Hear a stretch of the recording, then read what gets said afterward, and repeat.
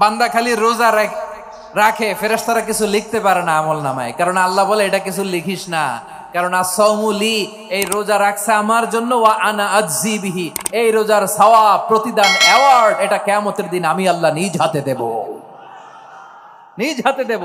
আরেক বর্ণনায় এসেছে ওয়ানা উজজাবি, আমি আল্লাহ নিজেই হয়ে যাব রোজার প্রতিদান। সুবহানাল্লাহ পড়েন। আবার আল্লাহর হাবিব বলেন ইন্না ফিল জান্নাতি সামানিয়াতু আবওয়াব, জান্নাতের দরজা মোট 8টা, ফিহা বাবুন ইউসাম্মা আর-রায়্যান, 8টা দরজার মধ্যে স্পেশাল একটা দরজা আছে, ওই দরজাটার নাম হলো আর-রায়্যান। রায়্যান দরজা, লা ইয়াদখুলুহু ইল্লা সাইমুন, রোজাদাররা ছাড়া কেউ ওই রায়্যান দরজা দিয়ে জান্নাতে ঢুকতে পারবে না। শুধু রোজাদারদের জন্য ওই দরজাটা খোলা থাকবে। দরজাটার নাম আর-রায়্যান। এই লাখো জনতা আওয়াজ করলে এই আওয়াজ হয়, বলেন রোজাদারদের জন্য জান্নাতে স্পেশাল যে লাল গালিচার সংবর্ধনা এন্ড স্পেশাল এন্ট্রি, ওই দরজাটার নাম কি? আর-রায়্যান শব্দটা কেমন লাগে? ভালো লাগে।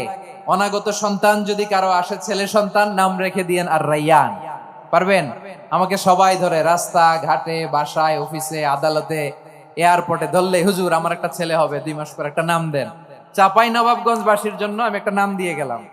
সামনের 2-3 মাসে, 4 মাসে, 6 মাসে যাদের ছেলে সন্তান হতে পারে বলে মনে করেন, যদি পছন্দ হয় নামটা, নাম রেখে দিয়েন রায়্যান। কি নাম? লা ইয়াদখুলুহু ইল্লা সাইমুন, রোজাদাররা ছাড়া কেউ ঢুকতে পারবে না। মান দাখালাহু লাম ইয়াজমা আবাদা, একবার যে এই গেট দিয়ে ঢুকবে, he will never be thirsty again, তার গলা থেকে চিরকালের জন্য আল্লাহ তৃষ্ণা মিটায়া দিবে। আমরা ওই রায়্যান দরজা দিয়ে সেদিন জান্নাতে ঢুকতে চাই কি চাই না?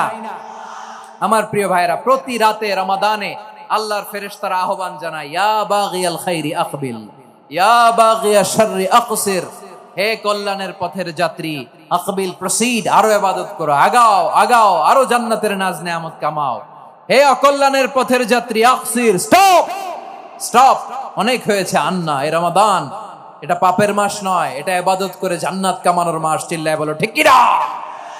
ওয়ালিল্লাহি উতাকাউ মিনান নার ওয়া যালিকা কুল্লা লাইলা, প্রতি রাতে, রমাদানের প্রতি রাতে আল্লাহ তাআলা এরকম লাখো বনি আদমকে মাফ করে দেওয়ার ঘোষণা দেয়, নাজাতের ঘোষণা দেয়। আমরা আল্লাহর পক্ষ থেকে মাফ, নাজাত চাই কি চাই না? আমরা যদি নাজাত পেয়ে যাই আর কিছু চাই?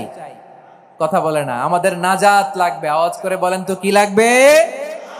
আর কিছু যে চাই না আমি, চাই গো নাজাত, আল্লাহ তোমার কাছে আমার এই মুনাজাত। আর কিছু যে চাই না আমি, চাই গো নাজাত, আল্লাহ তোমার কাছে আমার